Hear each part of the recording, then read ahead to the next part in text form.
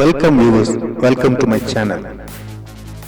இன்னைக்கு இந்த வீடியோவில் Yamaha RX என்ஜினை டிஸ்மேண்டில் பண்ணக்கூடிய செகண்ட் பார்ட் தான் பார்க்க போகிறோம். முடிஞ்ச அளவுக்கு இந்த வீடியோவை நீங்கள் புரிஞ்சுக்கிற அளவுக்கு எடுக்க முயற்சி பண்ணியிருக்கேன். இப்போ மேக்னெட்டு தான் கழட்டிகிட்டு இருக்கும். இதில் 4 மேக்னெட்ஸ் இருக்குது. இதுதான் பைக்குக்கு கரண்ட்டை ப்ரொடியூஸ் பண்ணக்கூடிய செக்ஷன்.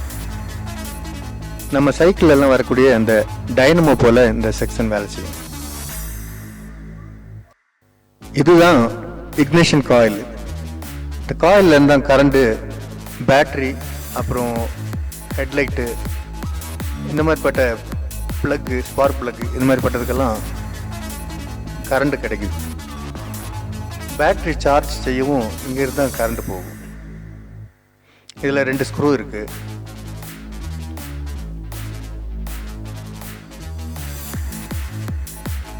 இந்த 2 ஸ்க்ரூவையும் நம்ம கழட்டிக்கிறோம்.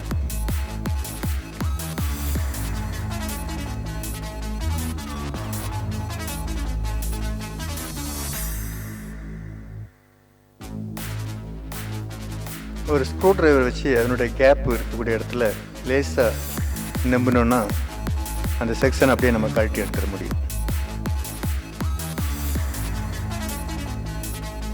நம்முடைய பைக்கு நியூட்ரலில் இருக்குது அப்படின்றத ஐடென்டிஃபை பண்ணுறதுக்கு இந்த சுவிட்சில் இருந்து தான் கரண்ட் போகும். இந்த சுவிட்ச் ஆன் ஆகும்போது தான் உங்களுக்கு இண்டிகேஷன் கிடைக்கும். அந்த சுவிட்சில் இருக்க மேலே இருக்க ஸ்க்ரூவை கழட்டிட்டு அந்த ஒயரை கழட்டிக்கிறோம். இப்போ வந்து நமக்கு காயில் தனியாக வந்துச்சு.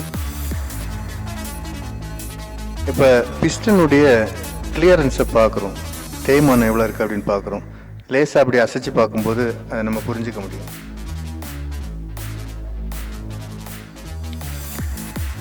இந்த பிஸ்டன் வந்து நல்ல கண்டிஷனில் இருக்குது. தேய்மானம் ரொம்ப குறைவாகவே இருக்குது. அதனால் பிஸ்டன் மாற்ற வேண்டிய அவசியம் வராது. ஆனால் ரிங்ஸ் எப்படி இருக்குன்னு நம்ம கழட்டி செக் பண்ணிக்கலாம். ரிங்ஸும் நல்லா இருக்க மாதிரி தான் எனக்கு தோணுது. இப்போ நம்ம பிஸ்டனை கழட்டுறதுக்கு ஃபஸ்ட்டு இன்டேக் மேனிஃபோல்டில் வரக்கூடிய அந்த ரீட் வால்வை கழட்டணும்.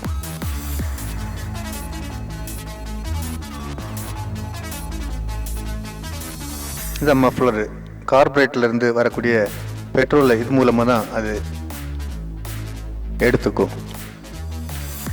பெட்ரோலையும் ஏரையும் ஒன்றா சேர்ந்து தான் மிக்ஸ் பண்ணி இந்த வால்வ் மூலமாக உள்ளே எடுத்துக்கும். இதான் ரீட் வால்வு.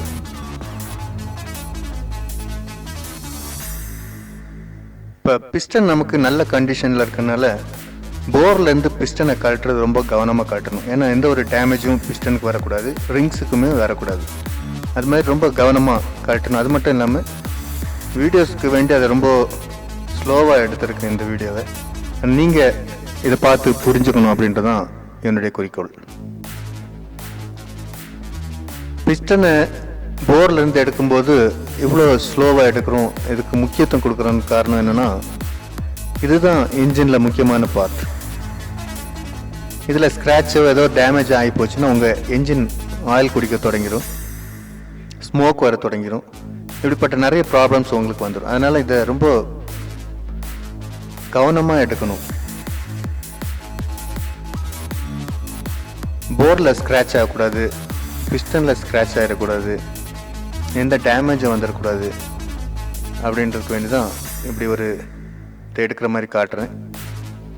எக்ஸ்பர்ட்ஸ் வந்து அப்படியே டக்குன்னு எடுத்துருவாங்க. அதனால் ஒன்றும் பிரச்சனை வர போகிறதில்ல. ஆனால் வீடியோக்கு வேண்டி இந்த மாதிரி அதை காட்டியிருக்கேன்.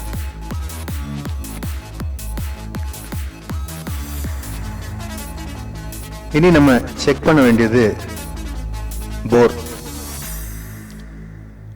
இந்த போரில் ஏதாவது தேய்மானம் இருக்கா, கிராக் இருக்கா? சில இன்ஜினில் கிராக் இருக்கும். அந்த மாதிரி கிராக் ஏதாவது இருக்கா, ஸ்க்ராச்சஸ் இருக்கா, இல்லை எது இடமா தேஞ்சு போயிருக்கா அப்படின்னு பார்க்கணும். இந்த போரில் அப்படி ஒன்று நல்லா இருக்கு. பிஸ்டன் ரிங்ஸும் நல்ல கண்டிஷன்லேயே இருக்குது. அதனால் பிஸ்டன் ரிங்ஸும் மாற்ற வேண்டி வராது. கனெக்டிங் ராடினுடைய பிளேஸை செக் பண்ணுறேன். ஆனால் கனெக்டிங் ராடும் நல்ல கண்டிஷனில் இருக்குது. அதனுடைய கெஜம் பெண்ணும் நல்ல கண்டிஷனில் இருக்குது. இன்டேக்கு மேனிஃபோல்டு வரக்கூடிய இடத்துல தான் அந்த 2 ஹோல்ஸ் இருக்கும். பிஸ்டன் ரிங்ஸ் இடக்கூடிய இடத்துல 2 நாட்ச் இருக்கும். இப்போ நான் கழட்டுறது கிராங்கினுடைய கியர் வீல். இந்த கியர் வீல் தான் உங்களுக்கு என்ஜினில் இருக்கக்கூடிய பவரை கியருக்கு டிரான்ஸ்மிட் பண்ணுது.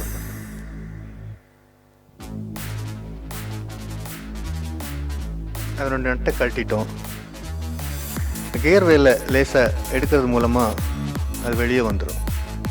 அதுக்கு மேலே ஒரு வாஷர் இருக்குது. இந்த கியர் வீலு பிடிச்சிக்கிற மாதிரி ஒரு கீ இருக்கும். அந்த கீயும் நம்ம பத்திரமா எடுத்து வச்சுக்கிடணும். இப்போ நம்ம கழட்டுறது செயின் ஸ்பாக்கெட்டு. அதாவது கியர்ல இருந்து வீலுக்கு பவர் இது டிரான்ஸ்மிட் பண்ணும். இதில் ஒரு லாக் வாஷர் இருக்குது, நட்டு இருக்குது, அப்புறம் ஒரு ஸ்பாக்கெட் இருக்குது. அதுக்கும் கீழே ஒரு டிஸ்டன்ஸ் புஷ் இருக்குது. இந்த டிஸ்டன்ஸ் புஷ்ஷும் எப்படி இருக்குன்னு பார்த்துக்கணும். காரணம் இதில் தேய்மானம் இருந்தாலும் உங்களுக்கு ஆயில் லீக்கேஜ் வர வாய்ப்பு இருக்குது. இந்த 3 ஸ்க்ரூவும் காட்டிக்குது. ஒரு பிளேட்டு கியரில் வரக்கூடிய இது ஒரு ஸ்டாப்பர் மாதிரி தான் யூஸ் ஆகுது. அது மட்டும் இல்லாமல் கியர்ல இருந்து ஆயில் வெளியே வராமல் இருக்கவும் இந்த பிளேட் உதவி செய்யுது. இதில் கேஸ்கெட் வரும். அந்த கேஸ்கெட்டை வச்சு நம்ம அதில் முறுக்கி வச்சுருப்பாங்க. இந்த 3 ஸ்க்ரூஸும் நம்ம பார்த்துக்கணும். அதனுடைய லெங்த் எல்லாம் அதே லெங்த்தில் இருக்க அதே ஸ்க்ரூவை தான் நம்ம திரும்ப ஃபிட் பண்ணும்போது போடணும். இப்போ நம்ம எடுக்கிறது rounding bolt, inner rounding bolt. இதுதான் சென்டர் கேசிங்கை நமக்கு 2ஆக பிரித்து தருது. இந்த ரெண்டு கேசிங்கையும் ஒன்றா இணைக்கிறதுக்கு தான் இந்த போல்ட்ஸை போட்டு முறுக்கியிருப்பாங்க. ஸ்லிப் ஆகாத மாதிரி கவனமாக கழட்டணும். காரணம் அது நல்ல டைட்டில் இருக்கும்.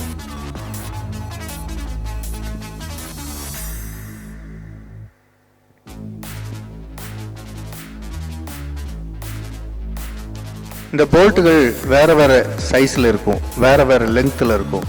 அதனால் அதை நம்ம கவனமாக கழட்டணும். திரும்ப போடும்போது எந்தெந்த இடத்துல போடணுமோ அந்தந்த இடத்துல அந்த போல்ட் போட்டால் தான் உங்களுக்கு என்ஜின் முருகும்.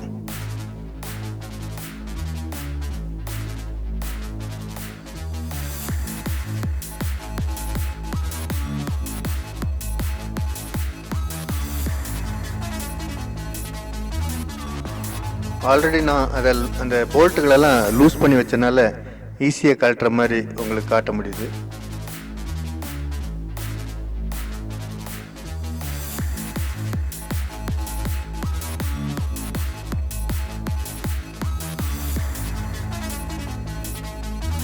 லெங்த் வைஸாக பார்த்தீங்கன்னா வேறு வேறு சைஸில் இருக்குது அப்படின்னு உங்களுக்கு காட்டுறதுக்கு வேண்டிதான் அந்த ஸ்க்ரூஸை வேறு வேறு இடத்துல வச்சு உங்களுக்கு அதை மென்ஷன் பண்ணுறேன். உங்களுக்கு ஈஸியாக புரிஞ்சுக்க உங்களால் முடியும்.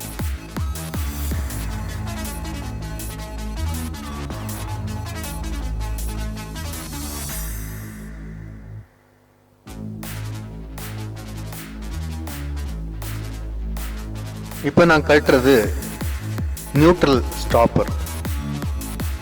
இதில் ஒரு டென்ஷன் ஸ்ப்ரிங்கை கொடுத்து அதில் ஒரு பால் வச்சுருப்பாங்க.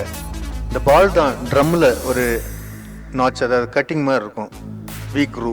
அந்த க்ரூவில் போய் ஸ்டாப் ஆகி நியூட்ரல் செக்ஷனில் வண்டி நிற்கிறதுக்கு உதவி செய்யும். இவ்வளோத்தையும் கழட்டிட்டாலே இந்த கேசிங்கை நம்மளால் தனியாக பிரித்து எடுக்க முடிஞ்சிடும். இந்த டிஸ்டன்ஸ் புஷ்ஷையும் தேய்மானம் இருக்கான்னு பார்த்துக்கணும். இந்த கேசிங்கை நம்ம இப்போ தனியாக பிரிச்சிட்டோம். அதனுடைய சென்டர் கேஸ்கெட்டு கட்டாகி போயிருக்கு, வேறு கேஸ்கெட் மாற்ற வேண்டியிருக்கும். இந்த புஷ்ஷும் எடுத்து நான் செக் பண்ணிட்டேன், தேய்மானம் ஒன்றும் இல்லை.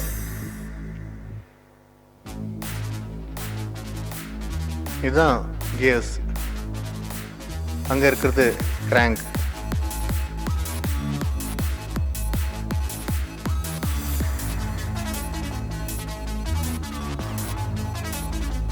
கிராங்கை லேசாக சின்ன ஒரு கட்டை வச்சு தட்டுறது மூலமாக பேரிங்லேருந்து வெளியே எடுக்க முடியும். அதில் ஒரு கீ இருக்குது. இந்த கீ தான் மேக்னெட்டில் பிடிச்சி ரன் பண்ணுறதுக்கு யூஸ் ஆகக்கூடிய கீ.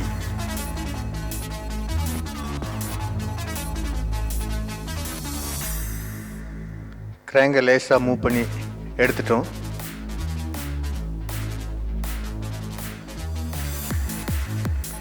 கிராங்கு பிஸ்டன் எல்லாம் நல்ல கண்டிஷனில் இருக்கிறதுனால நம்ம அதை பத்திரமா எடுத்து வைக்கணும்.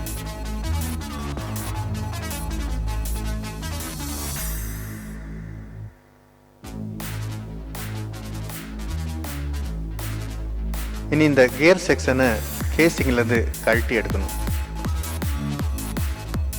மொத்தமாகவே இந்த செக்ஷனை நம்மளால் கழட்டி எடுக்க முடியும். இந்த மாதிரி எடுத்துடலாம். இதில் என்னென்ன ஃபால்ட் இருக்குன்னு இனிதான் நம்ம கண்டுபிடிக்கணும். ஏன் இந்த ஃபர்ஸ்ட் கியர் ஸ்லிப் ஆகுது அப்படின்றத நம்ம இனிதான் கண்டுபிடிக்கணும். இந்த கியர் செக்ஷனில் தான் ஃபால்ட். ட்ரம்மில் ஒரு வாஷர் போட்டிருக்காங்க. தேங்க்யூ நண்பர்களே. இது மாதிரிப்பட்ட வீடியோக்களை பார்க்க எங்கள் சேனலை சப்ஸ்கிரைப் பண்ணுங்கள், லைக் பண்ணுங்கள், ஷேர் பண்ணுங்கள். நன்றி, வணக்கம்.